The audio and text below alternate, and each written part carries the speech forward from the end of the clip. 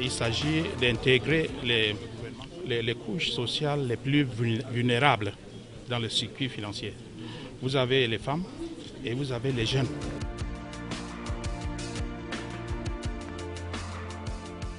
Moins de 20% de la population est bancarisée, c'est-à-dire a des comptes formels en banque, et seulement 37% de la population de plus de 15 ans a accès à l'inclusion, aux services d'inclusion financière. L'atteinte des objectifs de développement durable est une préoccupation des Nations Unies, et le PNUD en particulier. Avec la finance islamique, des fonds sont mis à la disposition des microfinances pour appuyer les projets des nécessiteux. Islamic finance, although it has been a recent phenomenon, it has been a very recently developing industry in the world finance architecture, with its assets rising towards $3 trillion in terms of banking, insurance, capital markets, fund industry.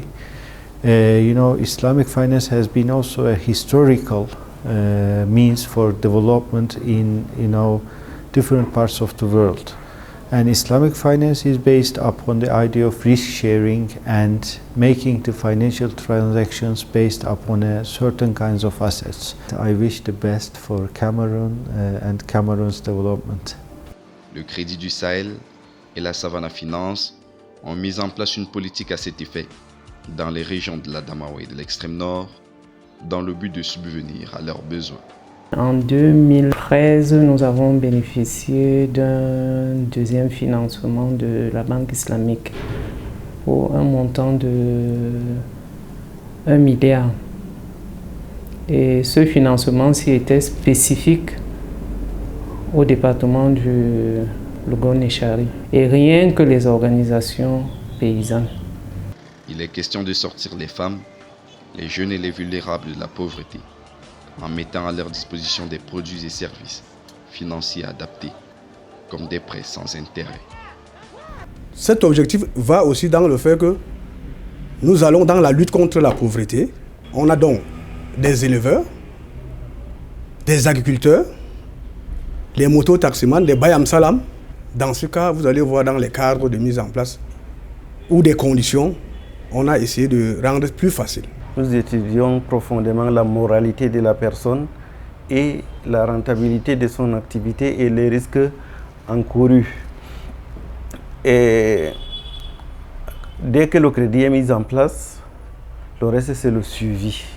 Ces prêts leur permettront de développer des activités génératrices de revenus. Jusqu'ici, les premiers résultats sur le terrain sont à féliciter. Ce qui nous a permis de bénéficier d'avoir 2 bus qui nous a satisfait non seulement la société et la population aussi de la ville. On est à 99% satisfait. Il n'y avait pas d'histoire d'intérêt là-bas. L'intérêt est strictement interdit par la loi islamique. On ne pouvait pas parler d'intérêt là-bas. Et dès que j'ai reçu le financement, ça m'a vraiment aidé. Ça m'a donné un coup de pouce. Et je suis vraiment très satisfaite du financement de Savannah. La mise sur pied des micro-entreprises qui vont dynamiser l'économie locale et voire nationale.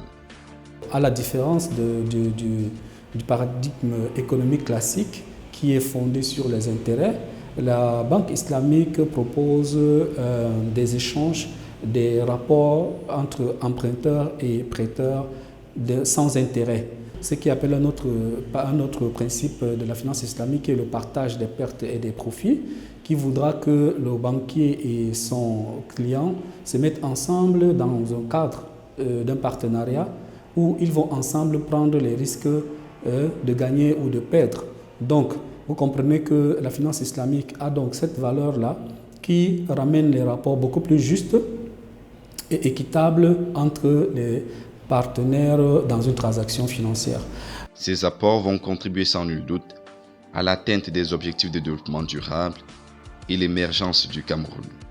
Il s'agit d'une source de financement additionnelle, une finance alternative qui va nous permettre d'essayer de combler les attentes additives de nos populations, du gouvernement, et en plus développer ce qui nous intéresse le plus ici, l'inclusion financière. C'est-à-dire l'accès aux populations aux services financiers, qu'ils soient formels ou informels, est une condition très importante pour favoriser la lutte contre la pauvreté et pour favoriser l'amélioration des conditions de vie des populations les plus vulnérables.